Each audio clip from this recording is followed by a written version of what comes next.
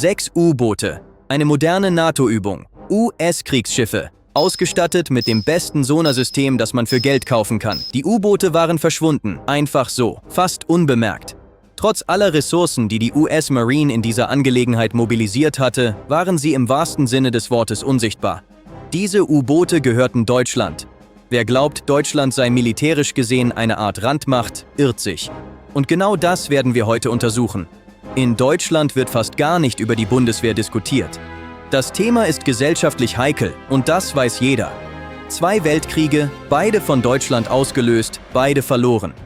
Solche Wunden heilen nicht innerhalb einer Generation. Das ist verständlich und nachvollziehbar. Doch diese Zurückhaltung hatte ihren Preis.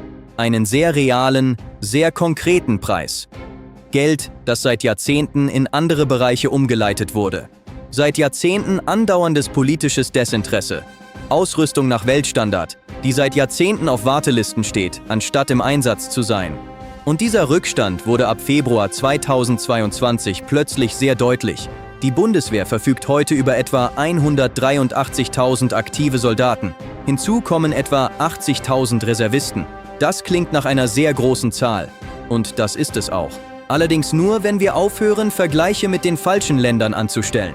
Russland hat zum Beispiel mehr als 1 Million aktive Soldaten. Die USA haben 1,3 Millionen. China hat fast 2 Millionen. Betrachtet man allein die Zahl der Soldaten, liegt Deutschland nicht an erster Stelle. Das ist eine Tatsache. Aber ist die Zahl der Soldaten Ihrer Meinung nach das Wichtigste? Heutzutage werden Kriege nicht mehr durch die Anzahl der Soldaten gewonnen. Der Krieg in der Ukraine zeigt dies gerade in Echtzeit. Was zählt, ist die Technologie. Die Fähigkeit, mit einem einzigen System mehr Schaden anzurichten, als mit 5 alten Systemen zusammen. Und genau an dieser Stelle wird die Geschichte Deutschlands interessant. Der Leopard 2. Wenn man Militärexperten aus aller Welt fragt, und ich meine hier nicht die Deutschen, sondern die Amerikaner, Briten, Israelis, also Menschen, die kein Interesse daran haben, Deutschland zu schmeicheln, nennen die meisten 3 Panzer, wenn es um die besten der Welt geht. Den amerikanischen M1 Abrams, den israelischen Merkava und den deutschen Leopard 2. Nicht als Panzer auf Platz 3 einer Liste, sondern als gleichwertiger Konkurrent.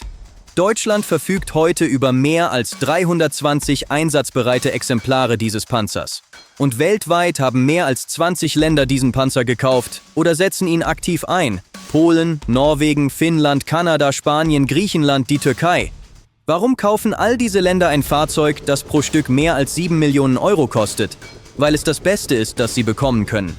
Aber jetzt kommt ein Detail, das mich damals wirklich zum Nachdenken gebracht hat. Als 2022 der internationale Druck auf Deutschland wuchs, Leopard-Panzer in die Ukraine zu liefern, kam eine beunruhigende Tatsache ans Licht. Ein erheblicher Teil der deutschen Leopard-Bestände war nicht voll einsatzbereit. Wartungsverzögerungen, fehlende Ersatzteile. Jahrelange Unterfinanzierung zeigte sich nun in Form von Panzern, die nicht mehr fahrbereit waren. Genau darin liegt das grundlegende Paradoxon der Bundeswehr. Technologie auf Weltniveau. Chronisch vernachlässigt. Der Panzer ist außergewöhnlich. Die eigentliche Frage lautete, wie viele davon sind derzeit tatsächlich einsatzfähig? Dann gibt es noch die Panzerhaubitze 2000, ein Name, den die meisten Menschen noch nie zuvor gehört haben. Und das ist wirklich sehr schade, denn dieses Fahrzeug ist außergewöhnlich. Die Reichweite beträgt bis zu 56 Kilometer. Die Feuerrate erreicht 10 Schüsse pro Minute. Und selbst aus dieser Entfernung kann sie auf wenige Meter genau zielen. Jane's Defense, die absolute Referenz in der Rüstungsindustrie, bezeichnet die PZH 2000 als die präziseste selbstfahrende Kanone der Welt. Nicht in Europa, nicht in der NATO, weltweit. Die Ukraine hat monatelang intensiv für genau diese Waffe geworben. Als sie schließlich ausgeliefert wurde, wurde sie zu einem der entscheidenden Faktoren an der Ostfront. Das ist deutsche Ingenieurskunst. Das ist die Bundeswehr. Kommen wir zur Luftwaffe. Heute sind in der Bundeswehr 138 Eurofighter Typhoon im aktiven Dienst. Dieses Flugzeug wurde gemeinsam mit Großbritannien, Spanien und Italien entwickelt. Seine Höchstgeschwindigkeit beträgt mehr als 2400 Kilometer pro Stunde. Es ist eines der besten Luftüberlegenheitsjäger, die derzeit im aktiven Dienst stehen. Ich habe einmal an einem Tag der offenen Tür auf einem Luftwaffenstützpunkt in Brandenburg teilgenommen. Dort stieg ein Eurofighter vor unseren Augen fast senkrecht in den Himmel auf, genau wie eine Rakete. Und dieses Geräusch, unbeschreiblich, das muss man erleben. Meine Kaffeetasse auf dem Campingtisch zitterte. Nicht nur ein bisschen, sie zitterte wirklich. Alle dort standen mit offenem Mund da und jeder dachte dasselbe. Das ist kein gewöhnliches Flugzeug. Doch der Eurofighter ist nur die erste Hälfte der Geschichte. Die zweite Hälfte: Deutschland bestellt die F-35 Lightning II. Stealth-Kampfflugzeuge der 5. Generation, zunächst 20 Stück, mit einer Option auf weitaus mehr. Für herkömmliche Radarsysteme praktisch unsichtbar. Nur eine Handvoll Länder weltweit setzt dieses Flugzeug ein. Deutschland wird sich ihnen bald anschließen. Und jetzt werde ich etwas verraten, das wirklich nur sehr wenige Menschen wissen. Deutschland ist Teil des NATO-Programms zur nuklearen Teilhabe. Auf dem Luftwaffenstützpunkt Büchel in der Eifel werden amerikanische Atombomben gelagert. Die B-61 wurde kürzlich auf die modernisierte Version B-61-12 aufgerüstet. Und im Ernstfall, in einem echten Szenario einer nuklearen Eskalation, würden diese Waffen von deutschen Piloten eingesetzt werden. Mit deutschen Flugzeugen, vor allem mit Tornados. Und bald auch mit den neuen F-35. Deutschland spielt auf nuklearer Ebene eine Rolle, über die in der Öffentlichkeit so gut wie gar nicht gesprochen wird. Kommen wir zur Marine. Und zu der Geschichte, die ich eingangs erwähnt habe. Die deutsche Marine ist kleiner als das Heer und die Luftwaffe. Das stimmt. Doch kleiner bedeutet hier nicht schwächer, sondern anders. 14 große Kriegsschiffe, darunter auch hochmoderne F-125 Fregatten. Diese Schiffe wurden speziell für Langzeiteinsätze konzipiert. Über 2 Jahre ununterbrochener Dienst ohne größere Werftwartungszeiten. Auf See, im ununterbrochenen Einsatz, genau 2 Jahre lang. Das mag unbedeutend erscheinen, ist jedoch eine bemerkenswerte logistische Leistung, die fast keine andere Marine der Welt vollbringen kann. Das Herzstück der deutschen Marine bilden jedoch die 6 U-Boote der 212A-Klasse, Brennstoffzellenantrieb. Keine lärmenden Dieselmotoren, keine akustische Spur, die von herkömmlichen Sonarsystemen erfasst werden könnte.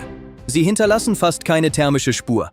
Unter Wasser sind diese U-Boote nahezu geräuschlos. Und genau aus diesem Grund konnten sie bei NATO-Übungen in feindliche Formationen eindringen, simulierte Torpedos abfeuern und wieder verschwinden, während die US-Marine noch immer nach ihnen suchte. Dies ist in technischen Berichten dokumentiert. Es handelt sich weder um ein Gerücht noch um eine Übertreibung.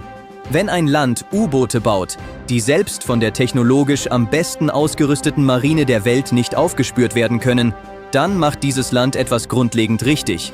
Dann gibt es noch das KSK, das Kommando für Spezialeinheiten, Deutschlands Eliteeinheit.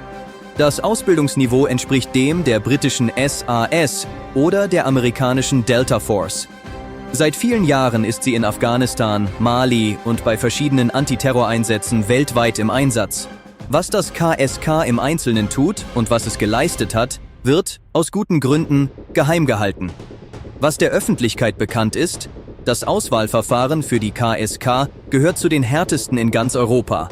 Von 100 Bewerbern schaffen es nur eine Handvoll. Die übrigen scheitern nicht, weil sie keine guten Soldaten sind. Im Gegenteil, sie scheitern, weil die Anforderungen schlichtweg extrem hoch sind.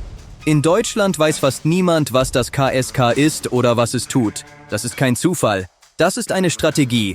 Was das Geld angeht, ohne Zahlen bleibt alles abstrakt. Im Jahr 2024 hat Deutschland zum ersten Mal seit dem Ende des Kalten Krieges die Grenze von 2% des Bruttoinlandsprodukts bei den Verteidigungsausgaben überschritten. Das sind jährlich über 70 Milliarden Euro. Ich erinnere mich noch sehr gut an den Februar 2022. Ich saß in meiner Küche in Berlin und verfolgte live die Rede von Olaf Scholz im Bundestag, 3 Tage nach der Invasion der Ukraine durch Russland. Als er von einem Wendepunkt sprach, herrschte für einen kurzen Moment große Stille im Plenarsaal. Das kann er doch nicht ernst meinen, dachte ich. Ein Sonderfonds in Höhe von 100 Milliarden Euro. Auf einen Schlag, sofort? Er meinte es ernst. Zum Vergleich: Vor 2022 lagen Deutschlands Verteidigungsausgaben bei etwa 1,3% des BIP. Heute liegt Deutschland bei den Verteidigungsausgaben innerhalb der NATO an 3. Stelle, direkt hinter den USA und Großbritannien, vor Frankreich. In absoluten Zahlen vor allen anderen europäischen Mitgliedstaaten.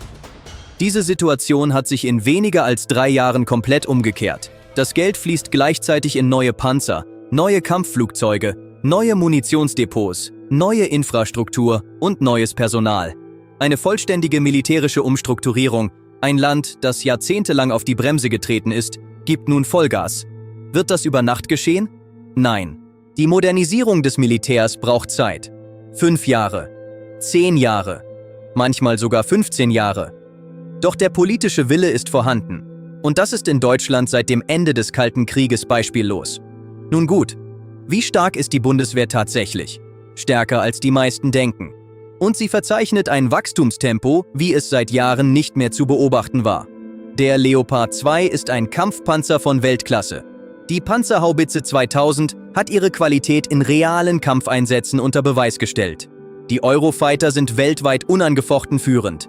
Die F-35 sind ebenfalls auf dem Weg.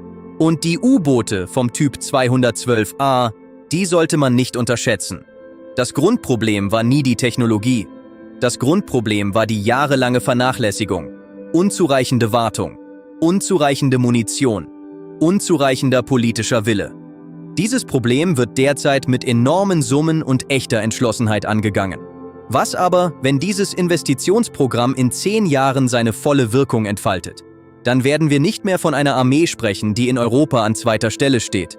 Dann werden wir von einer der bedeutendsten Streitkräfte dieses Kontinents sprechen, vielleicht sogar von der bedeutendsten. Europa verändert sich militärisch schneller als in den letzten 50 Jahren. Und Deutschland steht mitten in diesem Prozess. Wenn ihr aus einer solchen Analyse etwas mitgenommen habt, keine Propaganda, sondern eine echte Einschätzung, dann abonniert Militärfakten. Schreibt in die Kommentare, welches Land oder welches System ihr im nächsten Video sehen möchtet. Ich lese alles. Wir sehen uns im nächsten Video.